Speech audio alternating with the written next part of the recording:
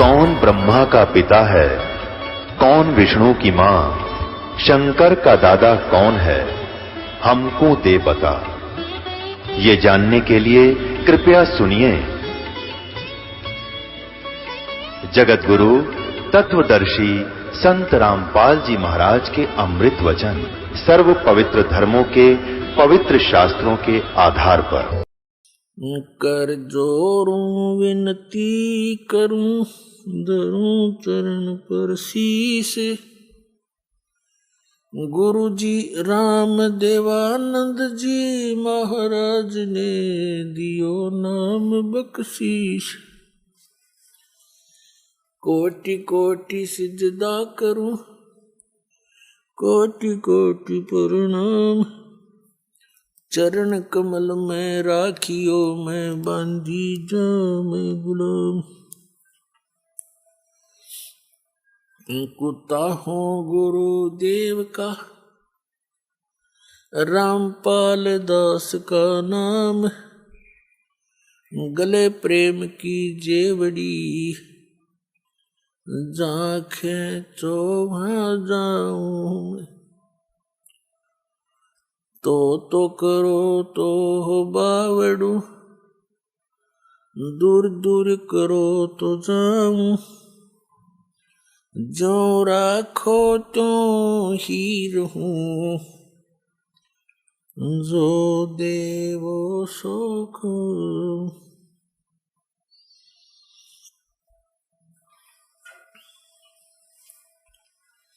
परम पिता परमात्मा पूर्ण ब्रह्म सारी सृष्टि के रचनहार कुल मालिक कबीर देव कबीर परमेश्वर जी की असीम रजा से आप सभी पुण्यात्माएं यथार्थ आध्यात्मिक ज्ञान सुन रहे हैं। परमेश्वर सर्वशक्तिमान, सभी आत्माओं के भी जनक, सभी तत्वों के उत्पत्ति करता, ये परम अक्षर ब्रह्म पूर्ण परमात्मा है। और वही परमेश्वर बनारस के अंदर काशी शहर में एक धानक दुल्हा रूप में प्रसिद्ध हुए और वे प्रसिद्ध कवियों में से भी एक कवि कहलाए। हम अपने परमात्मा को ना पहचान कर हमने उस परमपिता को एक कवि और एक जुलाहा शूद्र वर्ण का जानकर उनके द्वारा दिए गए ज्ञान को तो हम पढ़ते रहे, लेकिन हम उनको परमात्मा नहीं मान सके, क्योंकि हमें उस लाल की परख कराने वाला कोई तत्वदर्शी संत मिला नहीं।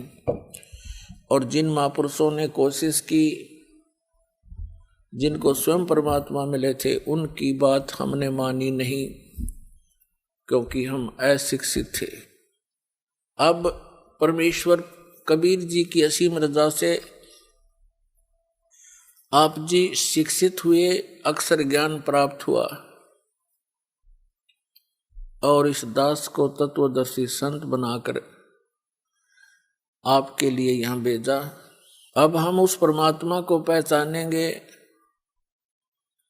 उनके द्वारा बताए गए ज्ञान को जानेंगे और हम अपना आत्म कल्याण करा के सतलोक चले जाएंगे। परमेश्वर ने स्वयं आकर हमें ज्ञान दिया कि तुम यहाँ के वासी नहीं हो, आपका यहाँ ठौर ठिकाना नहीं है। आग गए ना बावड़े, रहते भी सब जाही। बिन साहेब की बंदगी कहीं छोड़ ठिकाना नहीं।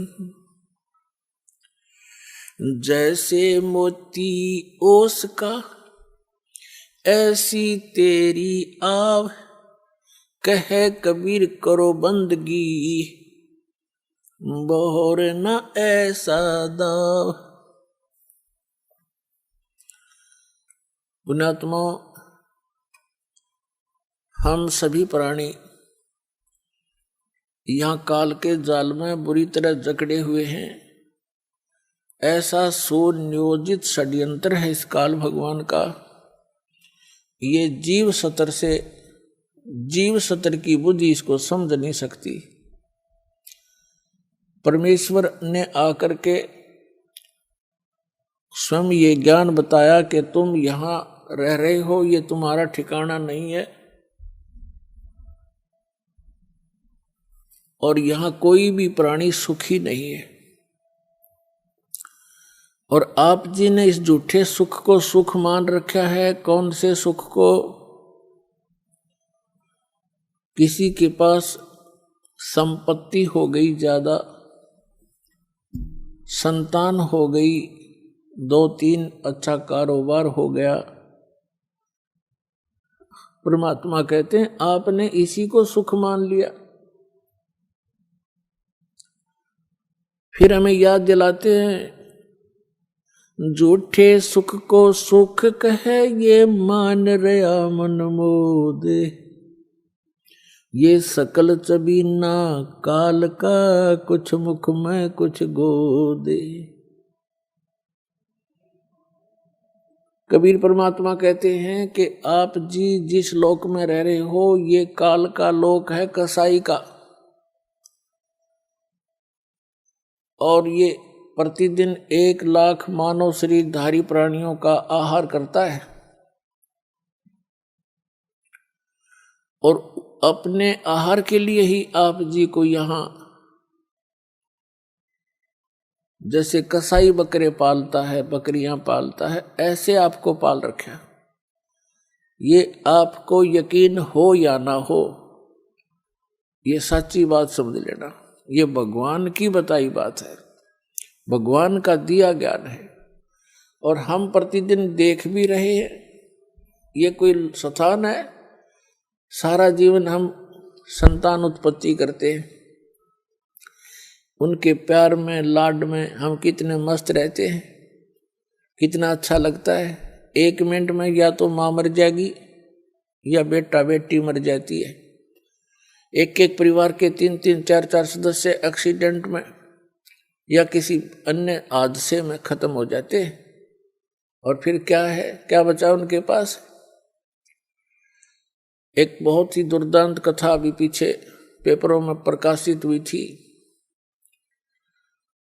यहां सिरसा, सच्चा सौदा सिरसा वाले का कोई सेवक थे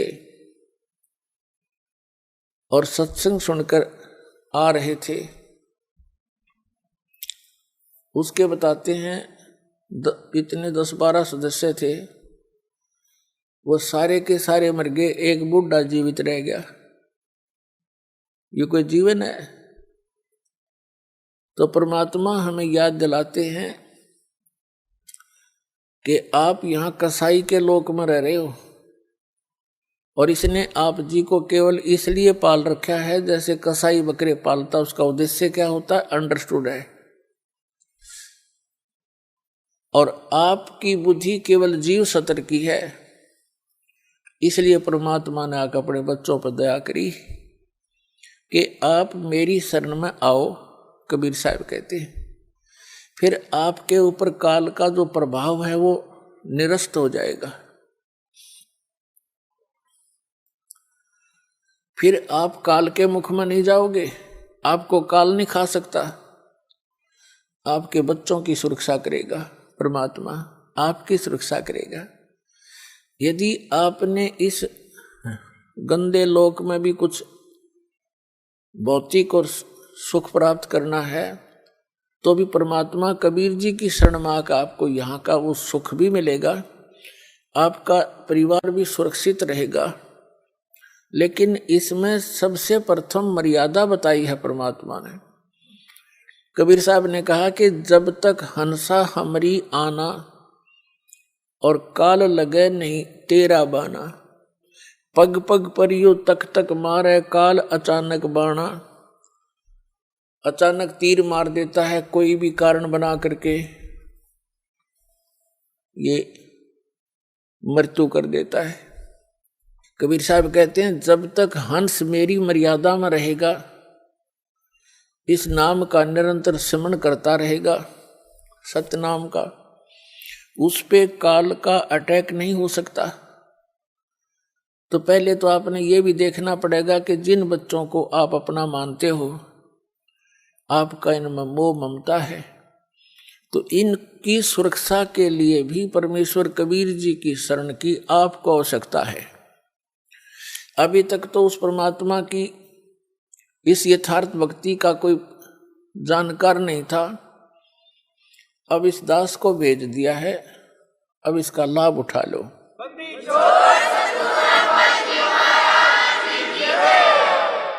और फिर आप भी सतलोक जाओगे, आपका परिवार भी सतलोक जाएगा। आप पहले चले जाओगे, ये बाद में भक्ति करके आ जाएंगे। जैसे आपका यहाँ जुगाड़ जुड़ गया, ऐसे ही वहाँ जुड़ जाएगा सतलोक में, ऐसे ही परिवार हो जाएगा। फिर वो परिवार आपका ऐसा ही प्रिय होगा, और वहाँ कोई दुर्बुद्धि नहीं, कोई विकारी प्राणी नहीं, वहाँ किसी चीज का अभाव नहीं, और सब सुविधाएं, सब सुख आपको उपलब्ध होंगे। आपको जो यहाँ आप सुविधाएं खोज रहे हो, ये सारी सुविधाएं आपको सतलोक में प्राप्त होंगी और वो सदा रहेंगी। तो उसके लिए आपने थोड़ी सी हिम्मत, प्रयत्न, संघर्ष सब करना पड़ेगा। जैसे हम जिस समाज में रह रहे हैं वो इस तत्व ज्ञान से अपरिचित है। ऐसा जानो जैसे आप विद्यार्थी हैं, वो विद्यार्थी नहीं है। तो विद्यार्थी के लिए जो भी कार्य टीचर बताते हैं और विद्यार्थी उनको ठीक रेगुलर उनको कर रहे हैं, तो वो बच्चे सफल हो जाते हैं। तो जैसे आप जी विद्यार्थी, यदि विद्यार्थी और पाड़ी ग्वालों को देखकर उन ग्वालों के पास घूमने लग जाए, उन्हीं के साथ सारा दिन धक्के खावे, तो विद्या से वंचित रह जाएगा। तो कहने का भाव ये है, जो भक्ति नहीं कर रहे, परमात्मा की साधना नहीं करते, वो विद्यार्थी नहीं है। उनका अनुसरण करना आपके लिए हानिकारक होगा। इसलिए सामाजिक परंपराओं से आपने उल्टा हटना है, पीछे हटना है, और जो परमात्मा की मर्यादा भंग हो जिस भी कारण से, क्रिया से, उसको नहीं करना है। अब जैसे विद्यार्थी अपनी मेहनत करके, दिन रात पढ़ाई करके और सफल हो जाते हैं, उनको विद्यालय में किए हुए उस प्रयत्न स्टडी का प्रतिफल फील्ड में मिलता है। जैसे किसी ने अध्यापक की ट्रेनिंग की है, तो वो विद्यालय में नहीं, अध्यापक की सुविधा उसको बाहर फील्ड में मिलेगी, अन्य स्कूलों में अध्यापक लग जाएगा। किसी ने डॉक्टर की ट्रेनिंग की है, किसी ने इंजीनियरिंग की है, या कोई अन्य पढ़ाई पढ़ी है, तो उसका किया हुआ विद्यालय से बाहर मिलता है। इसी प्रकार आप जी जिनको मानव शरीर प्राप्त है, वो प्राणी विद्यार्थी हैं। इनकी पोशाक भिन्न है अन्य प्राणियों से। तो इसकी ये मोटी पहचान है कि जिनको मनुष्य जीवन प्राप्त है, उनको परमात्मा पाने वाले विद्यालय के अंदर प्रवेश प्राप्त हो चुका है, और उनको सब सुविधाएं प्राप्त करा दी हैं घर वालों ने, तो ये समझ लो। और वो बच्चे फिर अपना उद्देश्य भूलकर सांग सिनेमा देखते हैं, शराब पीते हैं, कोठी बंगले बनाने में अपना जीवन नाश करते हैं। तो विद्यार्थी ठीक नहीं, वो महामूर्ख व्यक्ति हैं। इस ज्ञान से आपको ज्ञान होगा, विश्वास होगा कि क्या बताते हैं परमात्मा, सर्व सोने की लंका होती व रावण से रणधीरम, एक पलक में राज बिराजी, जम के पड़े जंजीरम, मन तू सुख के सागर बसरे, भाई और न ऐसा यश रे। अब यहाँ की जो झूठी महिमा यश प्राप्त करने के चक्कर में इसे अनमोल जीवन को हम बर्बाद कर जाया करते थे। अब इस ज्ञान की रोशनी में हम यह ठोकर खाएंगे नहीं। ज्ञान इसलिए दिया जाता है कि भटक ना जावें और भटके हुए ठीक ठिकाने आ जावें। तो क्या बताते हैं कि सर्व सोने की लंका थी, रावण से रणधीरम, एक पलक में राज विराजी, यानी राज्य से विहीन हो गए एक पल में। और फिर यम के पड़े जंजीरम, यम के दूत जकड़ के ले गए उसको, रावण को।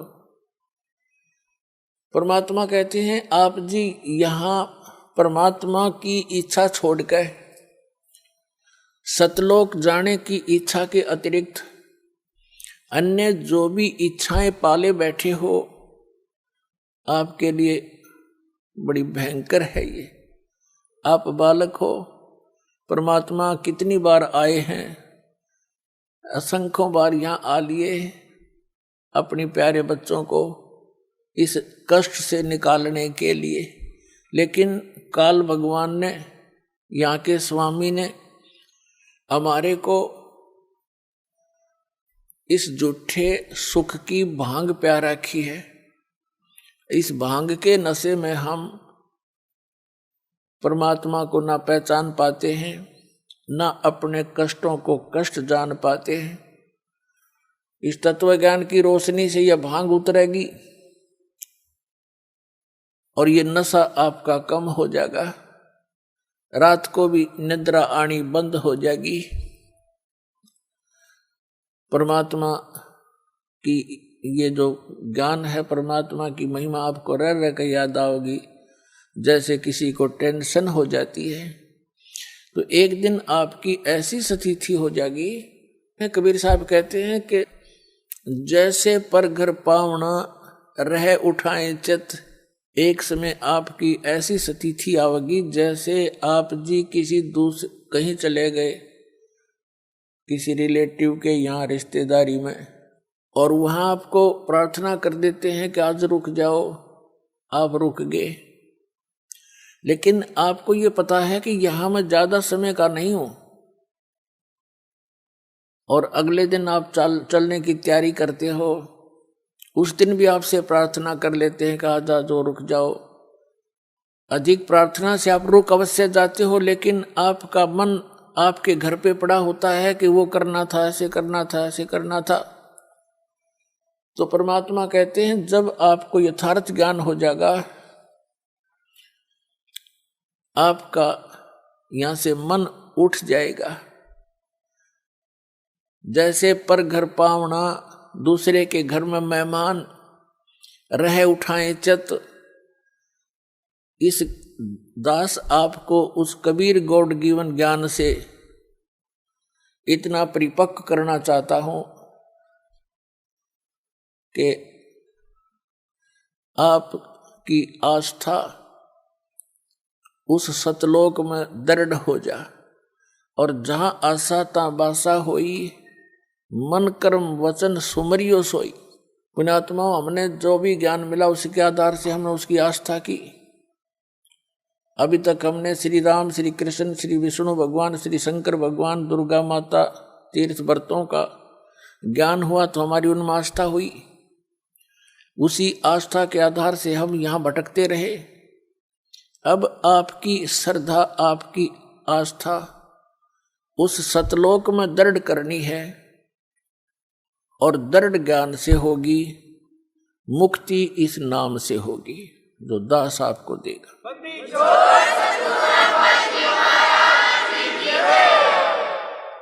तो ज्ञान के आधार से परमात्मा कहते हैं क्या मांगो कुछ थिर न रहाई, देखत नैन चला जग जाई, 1 लख पूत 1.25 लख नाती, उस रावण के दीवान बाती। परमात्मा याद दिलाते हैं किसी के संतान नहीं है, वो केवल संतान की ही रट लगा रखी है, भगवान संतान दे, भगवान संतान दे। अब उसका दोष भी नहीं बेचारे का, क्योंकि इस काल भगवान ने हमारे अंदर एक ऐसी प्रेरणा बना रखी है, ऐसा समाज बना रखा है कि पुत्र नहीं हुआ, संतान नहीं हुई तो कोई जीवन नहीं मनुष्य का। ये तो बालकों वाली बातें हैं। बिल्कुल काल की प्रेरणा, काल से रंगे हुए व्यक्ति ऐसी बातें करते हैं जिनको ज्ञान नहीं। और जो भक्त हो जाते हैं, जिनको ये ज्ञान हो जाता है, उसके बाद आपकी स्थिति ऐसी हो जानी चाहिए, जो राखे त्यों ही रहूं, हमरा के चारा और खाने जाद खरीद हूं गुलाम तुम्हारा, जो राखो त्यों ही रहूं, जो देवो सो खाऊं। तो परमात्मा की रजा में राजी रहना सीखना पड़ेगा अपने। जिनके यहां संतान नहीं है, तो अब इस परमात्मा के ज्ञान के आधार से वो बहुत ही खुशकिस्मत व्यक्ति है जिनका संतान नहीं है। पुण्यात्मा, आज तक जो भगत और समाज का जो विरोध रहा है, उसका यही कारण रहा है कि समाज की परंपराएं समाज के क्षेत्र की हैं और भक्तों की भक्ति का जो मार्ग है, भक्ति की जो परंपराएं हैं, वो समाज के बिल्कुल विपरीत होती हैं, जिस कारण से विरोध बन जाता है। जो एक आध बार सत्संग सुनता है तो ये कहता है कि वो तो संतान कोई भी अच्छे नहीं बताता। नहीं, ऐसी कोई बात नहीं। जो ज्ञान है दास वो बता रहा है, और ये ज्ञान है। अभी तक आपने केवल अज्ञान सुना है।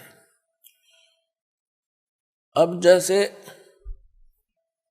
एक लेवा एक देवा दूतम, एक समय सुखदेव ऋषि, उसको ज्ञान हुआ, मां के गर्भ में ही उसको ये चेतना होगी कि ये संसार बहुत भयंकर सथल है, और इसमें बाहर जाते ही ये तीनों गुण, रजगुण ब्रह्मा जी, सतगुण विष्णु, तमगुण शिव जी, इनके तीनों गुणों का प्रभाव जीव को मां के गर्भ से बाहर जाते ही हो जाता है। मां के गर्भ में इनका असर नहीं होता। उस समय इस बच्चे को, बेटा या बेटी को, अपने पूर्व जन्म की चिंता का भी चेतना रहती है। आगे उसके प्रारब्ध में के कष्ट आने उसको वो भी याद रहते, और बार बार यही रटना लगाता है कि हे भगवान, आपके ज्ञान को आधार बनाऊंगा, परम संत की खोज करके मैं मोक्ष कराऊंगा। लेकिन सुखदेव ऋषि को ये भी ज्ञान था कि बाहर जाते ही हमें मूर्छित कर दिया जाता, जैसे इंजेक्शन लगा के अचेत कर दिया जाता है इन तीनों गुणों के प्रभाव से। अब जैसे मिर्च का स्वभाव है, जैसे कई अज्ञानी कहते हैं कि ब्रह्मा विष्णु महेश गुण नहीं है, वो तो गुणी है। अरे मिर्च गुणी है, वो गुण तो मिर्चे का है। वो जो मुंह जला दे, आँखें में हाथ लाग जाए तो आँख कति कंडम हो जाए। तो कहने का भाव ये है कि ब्रह्मा विष्णु महेश को इस काल भगवान ने अपने पुत्रों को एक एक गुण युक्त कर रखा है। जैसे मिर्च को गुणी ऐसे गुण युक्त कर दिया तो उसके अंदर गुण है, वो कहीं रखी रहे। इन तीनों भगवान अपने अपने राजधानियों में रहते हैं, ऊपर के लोक हैं इनके अलग अलग, और वहां से उनसे निकल रही ये रेज किरणें, ये तरंगे तीनों गुणों की, ये हमें प्रभावित करते हैं। अंदर सब चेतना होती है, माँ के गर्भ से बाहर आते ही एकदम बच्चा अचेत हो जाता है, यानी उसको वो याद नहीं रहता तेरे तू कहाँ था, कौन था। सुखदेव ऋषि ने बाहर नहीं, सुखदेव ऋषि माँ के गर्भ से 12 वर्ष बाहर नहीं आया। ब्रह्मा विष्णु महेश ने तीनों ने आके कहा सुखदेव तू बाहर आ जा, और ये मर्यादा भंग मत कर हमारी। 9 महीने के अंदर माँ दुखी हो लेती है गर्भ में, गर्भ के पीरियड में, और तुम 12 वर्ष हो गए, या मर्यादा मत बिगाड़े। तब सुखदेव ऋषि ने कहा, भगवान बाहर आते ही आपके तीनों गुण हमें अचेत कर देते हैं, हम भूल जाते हैं उद्देश्य को। आप जी अपने इस त्रिगुणमयी माया को कुछ समय के लिए रोक लो, तब मैं बाहर आऊं। तब उन्होंने कहा, भाई ये तो जबरदस्त प्रेशर है, अधिक समय तक हम रोक नहीं सकते। फ्रिक्शन ऑफ सेकंड यानी पल के भी कुछ हिस्से तक हम इसका इतनी देर रोक सकते हैं। सुखदेव ऋषि ने कहा, तुम इतनी देर रोक दो। कहते हैं इतनी देर उन्होंने माया रोकी थी, इतनी देर में मां के गर्भ से बाहर आ गया, वो चले गए। अब सुखदेव ऋषि अपनी और नाल को कमर पे रख के चल पड़ा, कंधे पे। व्यास जी, ऋषि व्यास की पत्नी से उसका जन्म हुआ, तो व्यास जी ने कहा, बेटा दर्शन दे, अरे सूरत तो दिखा दे। अपुत्र मोह के अंदर वो बहुत व्याकुल था और कहा, तेरा मैंने 12 वर्ष इंतजार किया, पुत्र के दर्शन करूंगा, तो बात तो सुन ले मेरी। तब सुखदेव ऋषि ने कहा था कि एक लेवा एक देवा दूतम, और कोई किसी का पिता नहीं पूतम। ऋषि जी, ना जाने कितनी बार तू मेरा बाप बन लिया और ना जाने कितनी बार मैं तेरा बाप बन लिया। या बूंदी बीमारी है, मेरा रोग कट दे। ऐसे मुड़ के नहीं देख रहा, चलता चलता बातें कर रहा है। एक लेवा एक देवा दूतम, और कोई किसी का पिता नहीं पूतम। ये ऋण संबंध जुड़ा एक ठाठा, अंत में सब 12 बाटा। इतना कहकर वो आकाश में उड़ गया सुखदेव ऋषि। पूर्व जन्म के भक्ति शक्ति से उसकी बैटरी चार्ज थी, आकाश में उड़ गया। व्यास जी खड़ा खड़ा देखता रह गया। तो पुण्यात्माओं, यहां आपस में जो आप जैसे कोई रिश्तेदारी से जुड़े हो, पिता पुत्र बनकर जुड़े हो, पुत्री बेटी पत्नी बनकर जुड़े हो, ये आपका ऋण संबंध है, पिछला संस्कार है। कोई लेने आ रहा है अपने कर्जा, कोई देने आ रहा है। एक लड़का इतना लायक है, अपनी कमाई करता है, मजदूरी मेहनत जो भी करता है, और पिताजी शराब पीता है, तो वो पिता उस बालक से पिछले जन्म का कोई ऋण ले रहा है। एक ऐसा पिता है, सारी उम्र माया जोड़ता है और पुत्र उसका फिर सिर फोड़ता है और शराब पीता है, गाड़ी खरीदने की जिद कर लेता है, यानी उसका नाश करा कर छोड़ दे। तो कहने का भाव ये है, एक लेवा एक देवा दूतम, कोई किसी का पिता नहीं पूतम। ऋण संबंध जुड़ा एक ठाठा, अंत में सब 12 बाटा। 12 बाट का अर्थ अपने अपने रास्ते जाएंगे, जहां संस्कार पूरा हुआ वही मृत्यु हो जाएगी।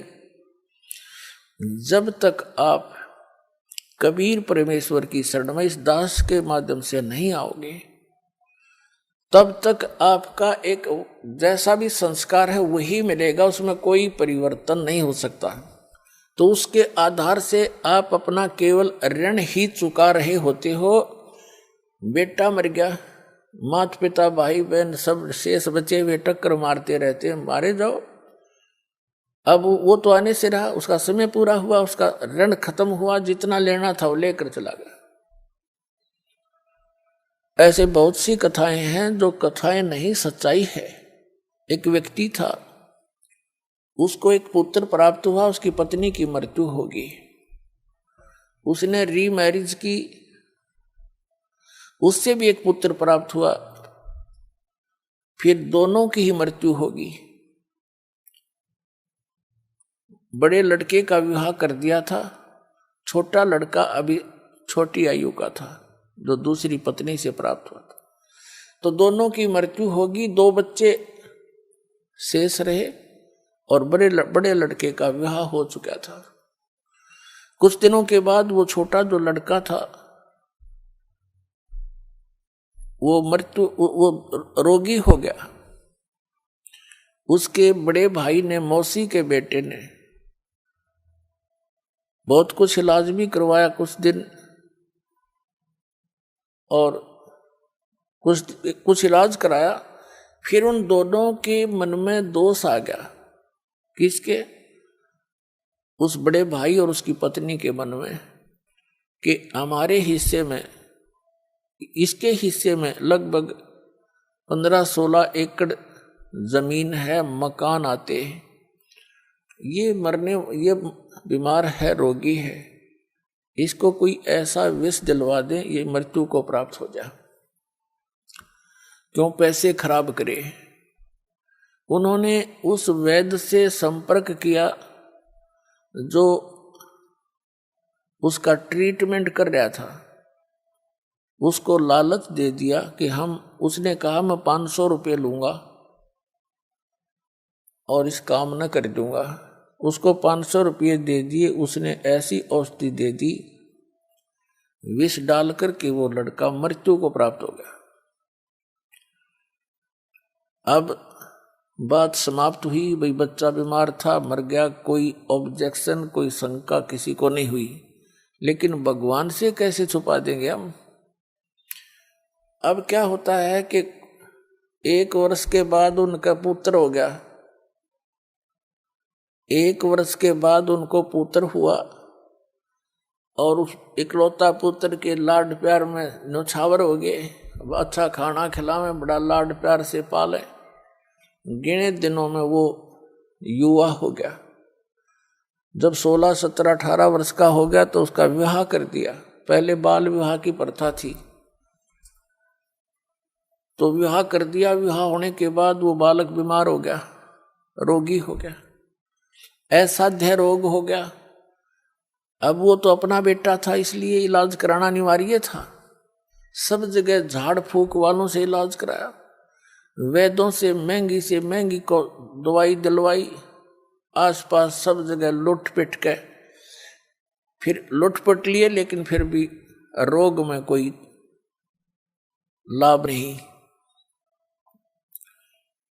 और कुछ आधे से अधिक जमीन को भी सेल करके बेच के वो धन भी बच्चे के ट्रीटमेंट पर लगा दिया। एक दिन वो दोनों बैठे बैठे उस बच्चे के मुंह की तरफ देख रहे थे। चारपाई पकड़ चुका था, अस्थि पिंजर शेष था। तब उस लड़के ने आवाज लगाई कि भाई साहब मेरी बात सुनना। अब उसका जो पिता था वो पास बैठा था। उसने कहा कि बेटा मैं तेरा पिता हूं, मैं भाई नहीं हूं। उसने सोचा कि ये बच्चा इतना रोगी होने के कारण इतना हो गया कि मुझे पहचानना भी बंद कर गया। तब उस लड़के ने कहा कि तू मेरा भाई है और सुन ले बात सारी। तूने मुझे विष देकर मरवाया था और मैंने वो अपना ऋण चुका लिया है। आधी जमीन से भी ज्यादा तेरी बिक चुकी है और ईब तेरा और मेरा एक कफन और लकड़ी का हिसाब किताब शेष रह रहा है, वो इकट्ठी कर ले। मैं तेरा वही भाई हूं, तेरे पुत्र के रूप में जन्मया हूं। अब उनको आंखें खुल गई उनकी। कहने लगा भाई बात सुन, मेरा तो कुल नाश हो गया। इकलौता पुत्र था और आश्रय ही नहीं। 20 साल ब्याह, 20 वर्ष से ऊपर विवाह को हो गए हैं, उसके बाद कोई संतान नहीं। मैंने तो जैसा किया था मेरे को परिणाम मिल गया, मिलना चाहिए था मेरे जैसे नीच ने। पर भाई एक बात और बता दे, इस जो लड़की तेरे विवाही आई है इसका के दोष है? अब उस समय सती प्रथा थी। पति मरने के बाद उसकी पत्नी को जीवित जलाया जाता था लकड़ियों में। तब उसने कहा, पूछा कि इस लड़की का क्या दोष है जो तेरी पत्नी है। तब उस लड़के ने बताया कि वो वैद्य कहाँ है जिसने मुझे जहर दिया था, विष दिया था। उन्होंने बताया कि आपकी मृत्यु के 2-3 वर्ष बाद उसकी मृत्यु हो गई थी। उस लड़के ने बताया कि ये मेरी पत्नी वो वैद्य है, इस दुष्ट को अब सजा मिलेगी। यूं कहकर वो प्राण त्याग गया। पुण्यात्माओं, ये 100 की 100 सत्य बातें हैं, क्योंकि जब तक हमें परमात्मा का डर नहीं होता हम इनको कान्ना पर टाल देते हैं। कोई ये कह सोचता है कि वैसे कथाएं नहीं। कबीर साहब कहते हैं, तुमने उस दरगाह का मैल नहीं देखा, धर्मराज के तिल तिल का लेखा। तो कहने का भाव ये है पुण्यात्माओं, फिर भी जो भी आपका ऋण संबंध जुड़ा है, परिवार है, बेटा है, बेटी है, माता पिता, भाई बहन है, अब इस ऋण को हमारे लिए तो ये भारी बात है। जैसे किसी का 1-2 लाख रुपया कर्जा हो, उसकी मित्रता किसी अच्छे सेठ साहूकार से हो जाए जिसका करोड़ों की संपत्ति हो, तो उसने उसके ऋण मुक्त करने में 2 मिनट लगेंगे। 2 लाख रुपये पकड़ा देगा, ले बेटा ले ले, हो जा तेरे जब दे दिए ना तो मत देना। ऐसे भी नेक पुरुष हुआ करते थे। तो ये समर्थ शक्ति कबीर साहब है। आपसे तो ये ऋण उतरा नहीं, क्योंकि जो विधान आपने अपना रखा है, जिस भगवान की आस लिए बैठे हो, वो तो कर आपका किया भोग कर ही समाप्त होगा, दुख भी और सुख भी, ऐसा नियम है। और इस परमात्मा का नियम है कि आपके पापों का नाश कर देंगे।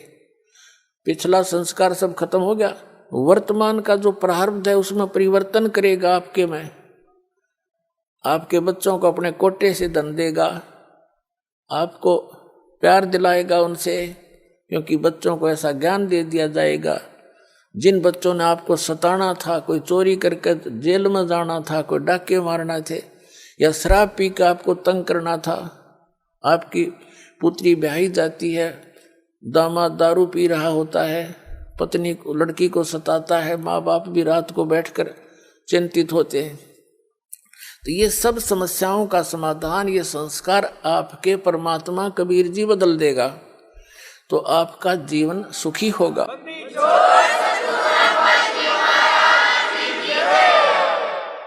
और रही बात जिनके संतान नहीं है,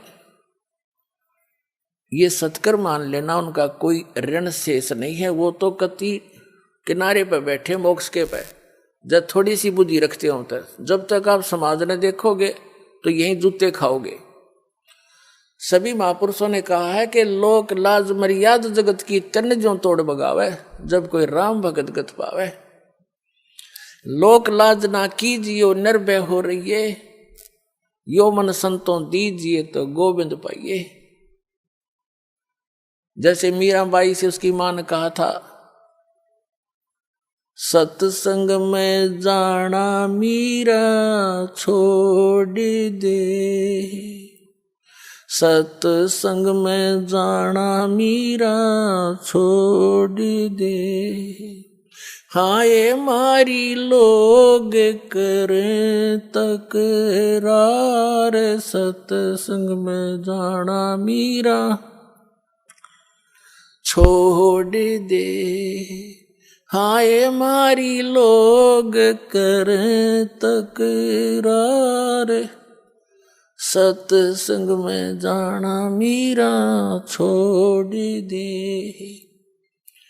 मीराबाई ने एक का बात कही थी, सत्संग में जाना मेरा ना छोटेरी, सत्संग में जाना मेरा ना छोटेरी, हारी चाहे जड़ के मरो संसारे, सत्संग में जाना मेरा ना छूटेरी, हारी चाहे जड़ के मरो संसारे, सत्संग में जाना मेरा ना छूटेरी।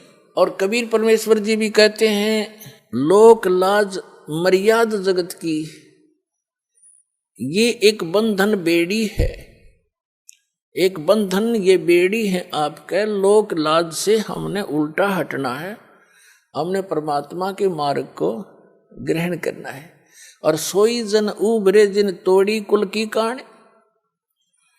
कबीर साहब कहते हैं कुल करनी के कारण, जो परंपरागत जो परंपराएं हैं आपकी कुल की खानदान की, कुल करनी के कारण हंसा गया बिगो, और जब यू कुल के कर लेगा तू चार पाया का हो।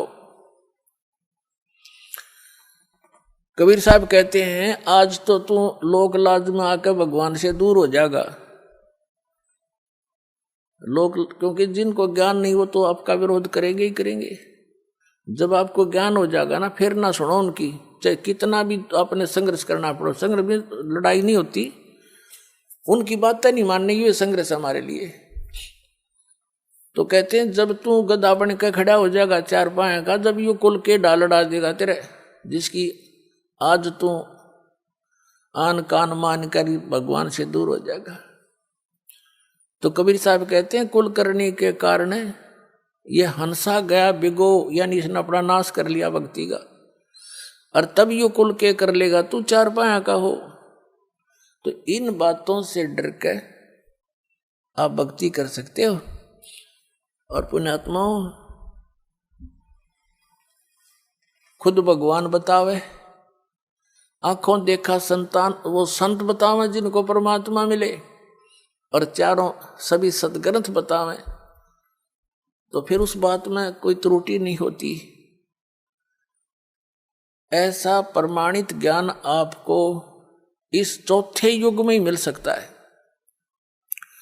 और इस चौथे युग का यही वो प्राइम टाइम है।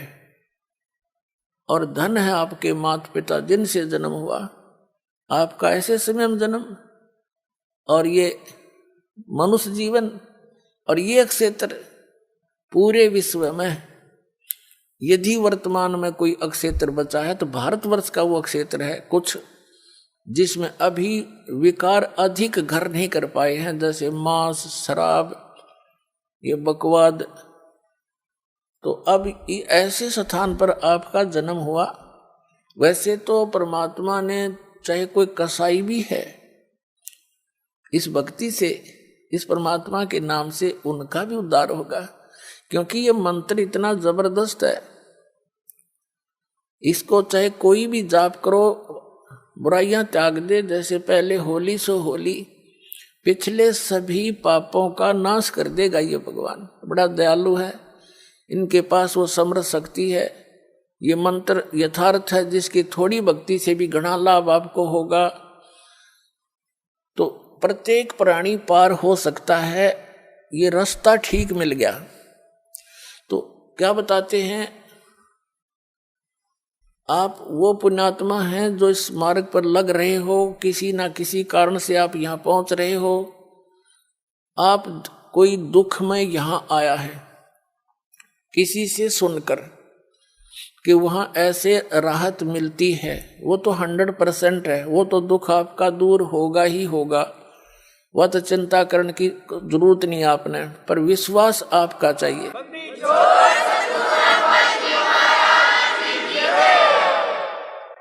और जब तक दुख दूर नहीं होंगे तो भक्ति में रुचि नहीं बन सकती, कभी भी नहीं बने। और जब आपके एक संकट निवारण होंगे, आपकी आत्मा गदगद होगी और अधिक भक्ति करने दिल करेगा। आपको विश्वास दृढ़ होना चाहिए, मर्यादा में रहना पड़ेगा। जिस दिन आप इन परंपराओं के उलझन से निकलकर सतमार्ग ग्रहण करके और मर्यादा में भक्ति करना प्रारंभ कर दोगे, उस दिन तो आपको गिनती नहीं होगी कितने सुख आपको देगा भगवान। कई भक्त तो जो सब जगह दुख पाकर, सब जगह भटक कर आए हैं और सब ठिकाने देख लिए, कहीं कुछ राहत मिली नहीं, तो वो तो समर्पित हो जाते हैं आते ही, उनको राहत भी तुरंत मिलनी प्रारंभ हो जाती है। जैसे अभी वैसे तो बहुत से भक्त हैं जिनको राहत मिल रही है। एक इधर बिहार साइड से एक MBBS डॉक्टर है, वो आए हुए हैं भक्त यहाँ पर।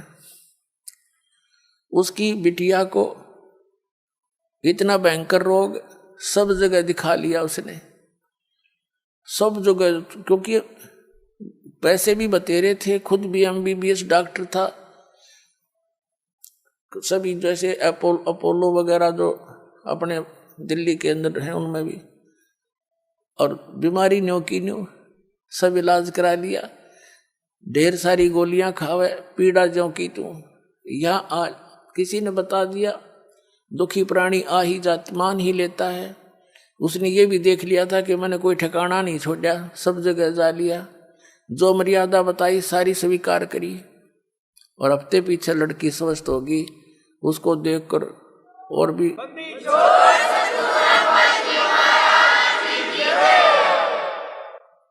तो कहने का भाव ये। फिर वो जा करके उसने वहां बताया, सबने देखा, क्योंकि सब उसके मित्र प्यारे जहां वो क्लिनिक रखी थी वो सब को पता था कि लड़की बहुत दुखी थी। तो उसने उसको ये कह रहा था कि मैंने कई इंजेक्शन देने पड़ते थे डेली, पेन किलर के, फिर भी नहीं चिल्लाया करती थी। और यहाँ ते कह दिया था गोली दवाई मत देना, क्योंकि आपने जो कसर छोड़ नहीं रखी, उसी दिन से वो दवाई छोड़ दी थी उस बेटी ने, आज तक समझता है वो, 2-3 महीने की बात हो।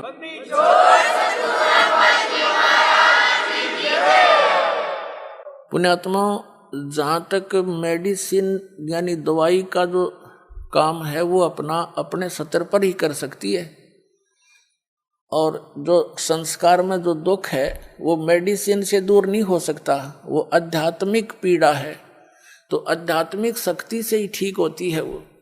तो यहाँ हर तरह से सुविधा है, आपका प्रत्येक रोग भी नाश होगा, आपके ऊपर कोई कर्ज है उसकी भी ऐसी व्यवस्था कर देगा यो कबीर भगवान, आप सोच नहीं सकोगे, ये सत्कर मान ले।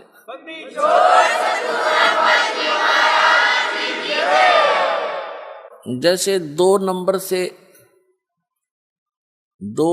से जो कमाई करते हैं, हेरा फेरी करके, मिलावट करके, चोरी करके, रिश्वत लेकर, ये तो विष का काम करेगा आपके, एक दिन देख लेना।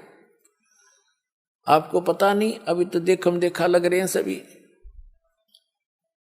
एक व्यक्ति बता रहा था, कहने लगा जी नाम लेने से पहले मैं 10 रुपये की काम करूं था, 20 का नुकसान होया करता,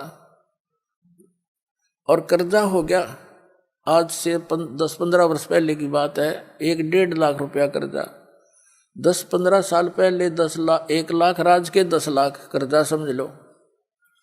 इतना दबाव था उसके ऊपर, दीक्षा ली, कुछ अटपट भी कराया करता, वो बंद करवाई, शराब पीना, मांस लेना खाना, और कोई मिलावट नहीं करेगा, जो भी तू काम करेगा नियत से कर, देख भगवान पर की रजा देखना। तो उसने क्या किया, दृढ़ हो गया वो कि मेरी हेरा फेरी तय और सारी बकवादा थी, कर्जा तो कम होता नहीं, मैंने इनकी सारी बात मान के देखता हूं। 1 वर्ष के अंदर क्या हुआ, उसका एक मित्र था, उसके पास कुदरती चला गया, 2-3-4 वर्ष के बाद मिला था उससे। उसने कहा तू एक काम कर कि मेरी यहाँ से ट्रांसफर होगी, उसका मित्र था, कोई अधिकारी था, और एक प्लाट है मेरा यहाँ पर, इसको तू ले ले। तो उसने कहा, मैंने वो कह रहा था, मैंने कहा मेरे पास पैसा तो एक भी नहीं है। कहना फिर दे दिए, तू इसको ले ले, संभाल लेगा, मैं जाता हूँ दूर, और ये मेरी पत्नी का नाम है, तो अपने नाम करा ले। पैसे दे दिए जब हो तेरे पे।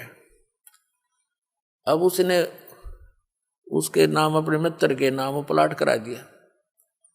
कुछ उसकी इंक्वायरी की समस्या थी, अब परमात्मा 100 कारण बना दिया अपने भगत के लिए। तो क्या हुआ, 1 वर्ष के बाद, 2-3 महीने के 4 महीने के बाद क्या हुआ, उसके साथ से एक बाईपास निकल गया। पहले वो 100 रुपये रेट था, तो जब 400-500 हो गया एकदम, वो कहने लगा जी। उसके 5-6 महीने के बाद एक व्यक्ति आया, प्रॉपर्टी डीलर, वो नाम नूम देख के किसका है, उसने कहा प्लाट बेच ले। अब भाई ले ले, मैंने बेचना था नहीं अभी, मैं सोचू था और बड़ी कीमत हो जा।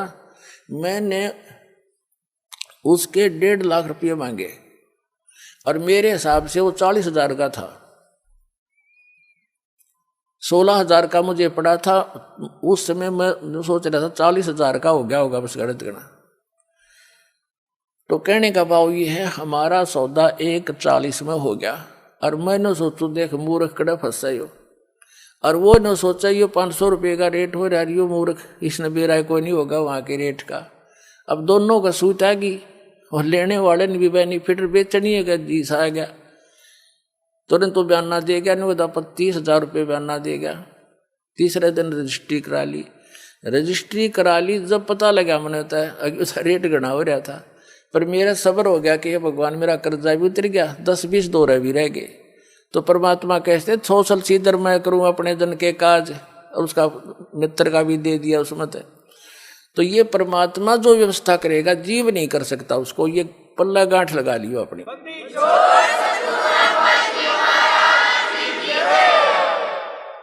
तो पुण्यात्माओं, हम भगवान को छोड़कर अपनी दुर्बुद्धि के कारण जो गलतियां करते हैं वो हमें हानि करती है, लाभ नहीं।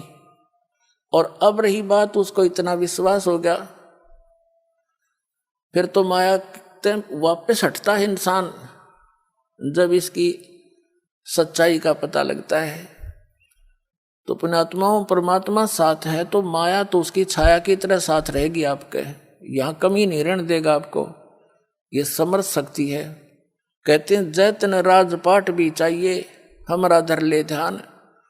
वैसे तो हमने राजपाट की आवश्यकता नहीं, सबसे बड़ा हानि का सौदा है जो राजनीति में जाते हैं, वो अपना जीवन नाश करते हैं। भक्त को राजनीति के आसपास भी नहीं जाना चाहिए। वोट देना हो, नेक आदमी देखकर वोट देना, किसी ऐसे भाव में भावुक होकर किसी के कहने से और या कोई पार्टी विशेष देकर आप अपना वोट देकर पाप के भागी मत बनना। क्योंकि आपके द्वारा दिया गया वोट से जो चुना हुआ व्यक्ति है, यदि वो गलतियां करता है तो उसका रेसो में पाप आपको भी लगेगा। तो ये ध्यान से रखना है, अपने वोट का सदुपयोग करना है, करो कितना, क्योंकि राजा तो एक चुनना ही पड़ेगा व्यवस्था बनाए रखने के लिए, इतनी सी बात। लेकिन स्वयं उस व्यवस्था में सड़ना नहीं, आपने परमात्मा पाना है, यहाँ से मन हटाना है। और यहाँ के राजाओं की क्या स्थिति है, हम कथा इतिहास पढ़ा करते हैं। मोहम्मद गौरी ने इतनी बार चढ़ाई करी, 16 बार चढ़ाई करी, फिर विजयी हुआ, विजयी होकर के कला तोड़ दिया, इतने आदमी मरवा दिए, और 5-7 वर्ष राज्य करा, फिर मृत्यु को प्राप्त हो गया, गदा बना अंडा। वही क्या था मोहम्मद गौरी। तो हम इन बकवादों को याद करके उन इतिहासों को अब दोहराएंगे। अब कोई राजा है, मंत्री है, मुख्यमंत्री है, 10-5 वर्ष मुख्यमंत्री रह भी गया तो के कला टूट गया, कल न कुत्ता बनकर शहर चपट्टे यही करता फिरेगा। तो हमने इस बीमारी को याद रखना है या लगन नहीं देनी अपने, यो रोग से दीर्घ।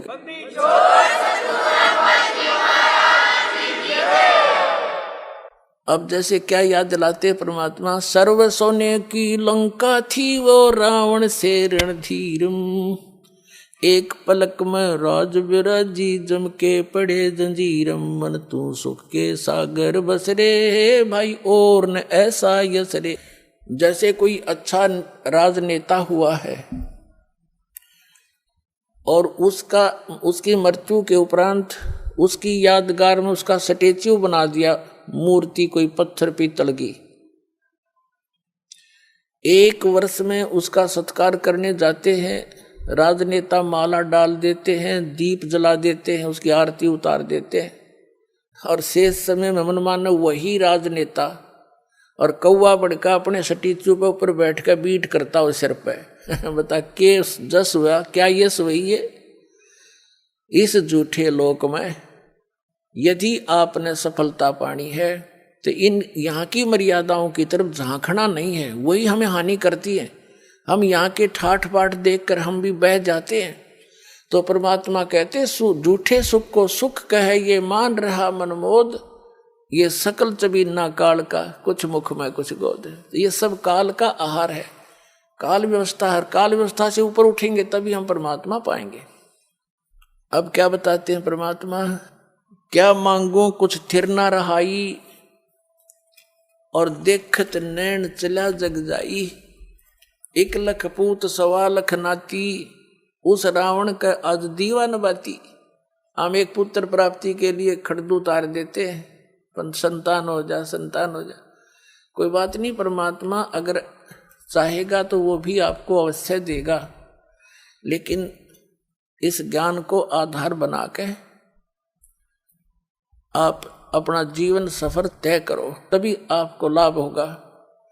यहाँ ऐसे प्रमाण हैं, एक बहन को 27 वर्ष हो गए थे ब्याह हुए न, कति आस छूट ली थी, यहीं आई हुई है वो। अब पिछले वर्ष 2 कन्या दे दी उसको, 2 लड़कियां। नो बोली जी घनी खुशी होगी, मनता कन्या मिल गई। यानी अब उसने केवल वह मांगी भगवान तय, ई भगवान मांग ले दूसरी बात से, पर अब तक तो वह 2-3 साल से थी, यही मांग कर रही थी। एक बहन का 57 वर्ष की आयु होगी थी, एक लड़की होकर फिर कोई संतान नहीं थी। लड़की का विवाह हो लिया था, पोता पोती दोता दोती हो गए थे उस लड़की का, यानी बच्चे हो गए थे। उसके बाद उसने नाम लिया, यह डिमांड रटलाएं रखी, 57 साल की उम्र में लड़का दे दिया भगवान ने। अगले तो यो खिलौना मांगा।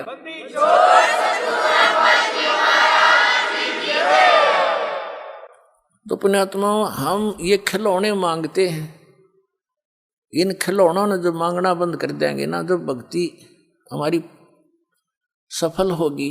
कबीर साहब कहते हैं, होले सुहागण सुरता त्यारे, मालिक गिरी जाना है तो होले सुहागण सुरता त्यारे, मालिक घर जाना है तो होले सुहागण सुरता त्यारे, मालिक घर जाना है तेरा सोन शेखर बरतार, मालिक घर जाना है।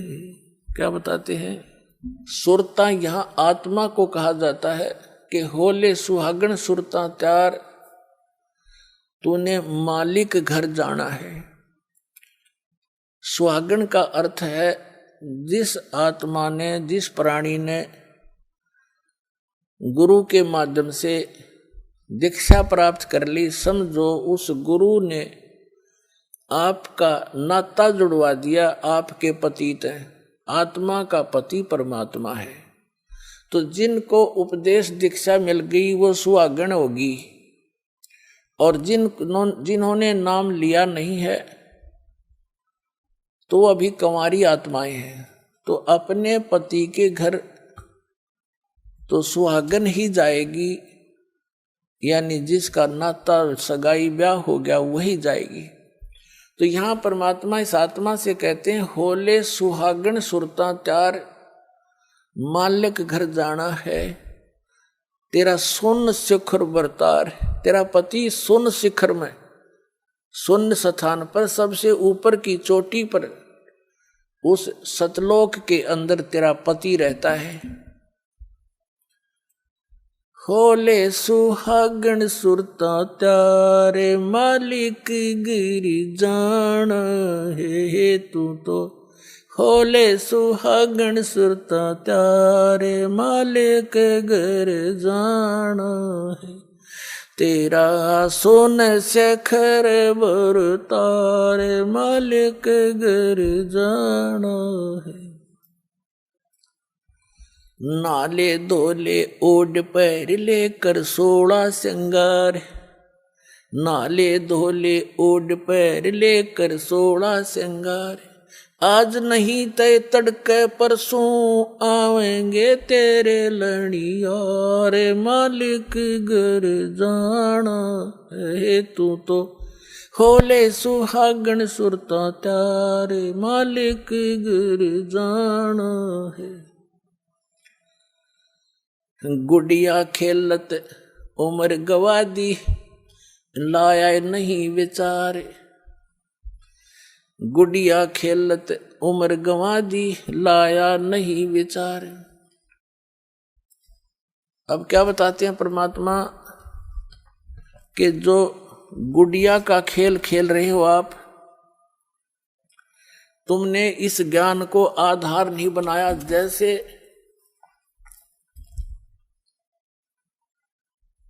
छोटे पहले समय में क्या होता था, बच्चों की पढ़ाई नहीं होती थी, लड़कियां उनका केवल जैसे जब तक माँ के घर पर रहती थी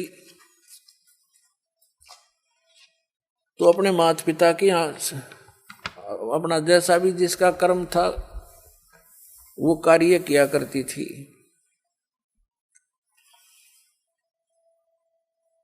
और फिर अपने पति के घर जाकर के अपने क्रिया में व्यस्त हो जाती थी। तो जब तक लड़की छोटी होती थी, छोटी लड़कियां क्या करती थी, जैसे बड़ी बहनों की या बुआ की जिसकी शादी हो चुकी होती है उसके लिए पहले दहेज तैयार करा करते। और हमने देखा हमारी जो बड़ी बहनें थी उनके लिए घर पे ही टेलर को बुला लिया जाता था। और वो ऐसी व्यवस्था थी, ऐसे थे कि जैसे ससुराल में ये एक दहेज दिया जाता था ससुराल वालों के लिए। आगे वालियों की 25 तील माने सूटों के सेट, और फिर उन तगलियां के और 10 न्यारे, लड़की के अलग से, सासू ससुरिया के, नंदा के न्यारे। तो ऐसे वो बनाया करते थे, उनको अलग अलग सेट करके रख दिया करते थे, ये लेने देने की, ये पहनने की। तो छोटी लड़कियां जो देखा करती थी तो फिर वो क्या करती थी, जो टेलर आता था कपड़े सिलता था उसमें से छोटे छोटे टुकड़े बच जाते थे, वो छोटी बहन उठा लेती थी और उनको ऐसे सत्तून की तह बना कर रख लेती थी। एक गठड़ी बांध लिया करती, ये 25 तीर आगली की, ये 15 पछलियां की, या गुड्डों की, 10 गुड्डी की, 10 दुल्हे के, एक गुड्डा बना लेती अपना, एक गुड़िया उन्हीं कपड़ों में 2 बना लेती थी। और फिर उनका ब्याह करती थी। फिर उनके कपड़े, ये तेरी दूसर की, ये तेरे फलाने की, वह गठड़ी बांध लेती थी। और उसके उस चीथड़ों में से कोई दूसरा भाई बहन एक आध चीथड़ा निकाल लेता, वो टुकड़ा रो का रोदन मचा देती। वह उसको कोई पूछता, बेटी क्यों रो रही है बहन, तो वह कहा करती, हाय मेरा सूट निकाल लिया, हाय मेरा सूट निकाल लिया। अरे क्या किसा सूट था, वो फिर उसने धमकाओ, ला इसका सूट का, वो लिखा इतना चीथड़ा, वो इतना कपड़ा, उसने नो कहा यूं था, हाँ यूं है, यूं दे मेरा उल्टा है। फिर वह शांत होगी। उस चीथड़े ने वह सूट मान रही थी तिल। और जब उस बेटी का विवाह हो जाता है, युवा हो जाती है, तो फिर उसको ओरिजिनल तो दूल्हा मिले, वो तो गुड्डा गुड़िया गेल खेला करती, और ओरिजिनल सासू ससुरिया का बेरा पट्टे, ओरिजिनल सूट दिखे उसने। फिर उसको कोई ये कहे कि तू आजा गुड्डा गुड़िया का खेल खेल ले, सपने में भी ना खेल लेवा।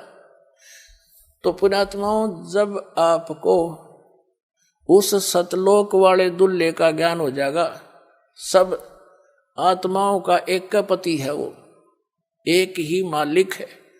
और फिर वहां जो सुख होगा, आप यहाँ संसारिक इन सुखों को, एक बेटा हो जाए, एक बेटी हो जाए, कार हो जाए, कोठी हो जाए, कहते ये तो गुड्डा गुड़िया के खेल हैं, और ये असंग जन्म हो गए तुमने खेल त्याने, ये गुड्डे भी समाप्त, तुम भी नष्ट, और फिर गधे गधी बनकर फिर धक्के खाते फिरो।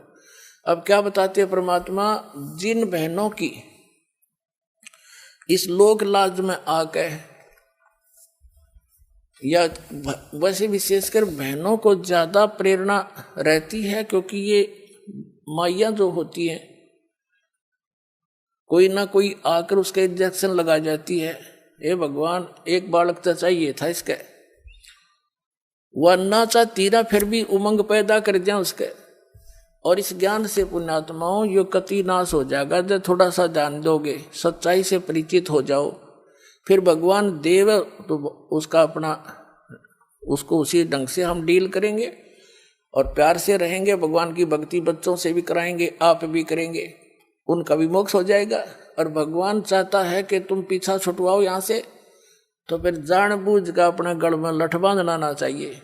जैसे पशु के गले में एक बांध दिया कर दे खुट्टा सा, नौ चालन दे गट्टिया पे लग गए, और फिर भी आपने शौक है तो वो भी बांध देंगे, कोई चिंता ना करियो कि देखो इसे बात में दुख मान जा।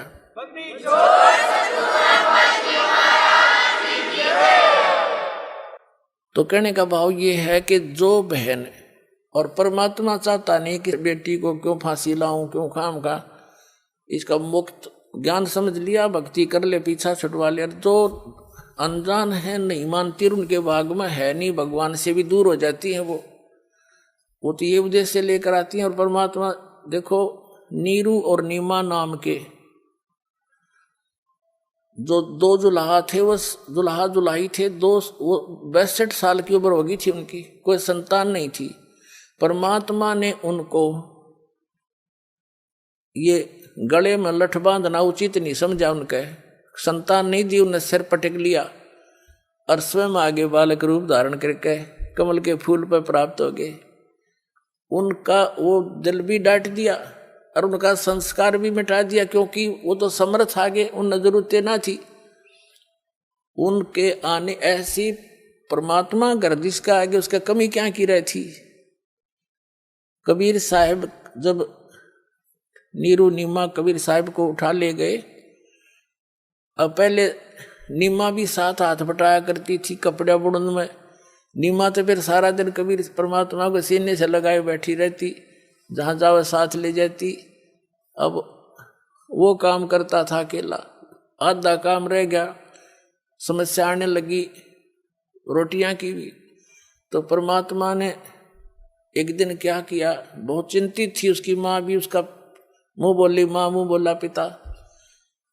जिस पालने में वो झूल रहे थे उसके नीचे कपड़ा बिछा रखा था, जिसने रुमाल सा बिछा देते बच्चे। परमात्मा ने पैर के साथ वो कपड़ा उठा दिया तो नीचे क्या देखा कि सोने की एक असरफी रखी थी। और परमात्मा ने, उन्होंने जब उठाई तो आकाशवाणी कर दी दाता ने खुद ही कि नीमा किसी को बताना नहीं, अपने रोजगार वास्ते इसको प्रयोग कर लेना, बाकी का धर्म पर लगा देना। अब उसने अपने पति को बताई कि आकाशवाणी हुई ऐसे ऐसे, भगवान ने दया करी, बड़ी देख बच्चे के कपड़े के नीचे हमें एक सोने की मोहर मिल गई, यानी 10 ग्राम सोना, आज तो 30,000 का 40 का हो रहा है। तो उन्होंने उस दिन से उनका निर्वाह भी, वह समस्या भी हल कर दी परमपिता ने।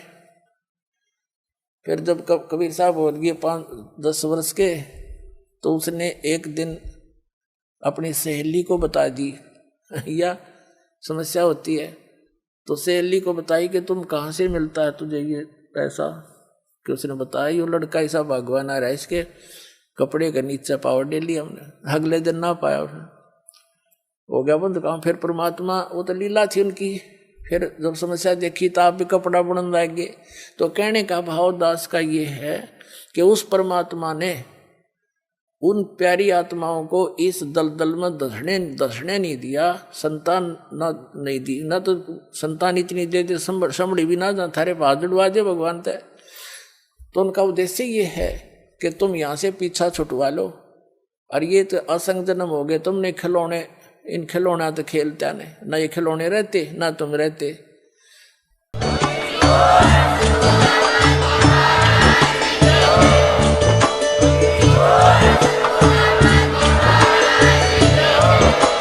आप सुन रहे थे जगत गुरु तत्वदर्शी संत रामपाल जी महाराज जी के मंगल प्रवचन। अधिक जानकारी के लिए विजिट कीजिए हमारी वेबसाइट www.jagatgururampalji.org। संत रामपाल जी महाराज जी के शुभ आशीर्वाद से पूरे विश्व भर में 500 से भी ज्यादा नाम दीक्षा केंद्र हैं, जिन पर संत रामपाल जी महाराज जी द्वारा ऑनलाइन निशुल्क नाम दीक्षा दी जा रही है। अपने नजदीकी नाम दीक्षा केंद्र का पता करने के लिए संपर्क करें 8222880541।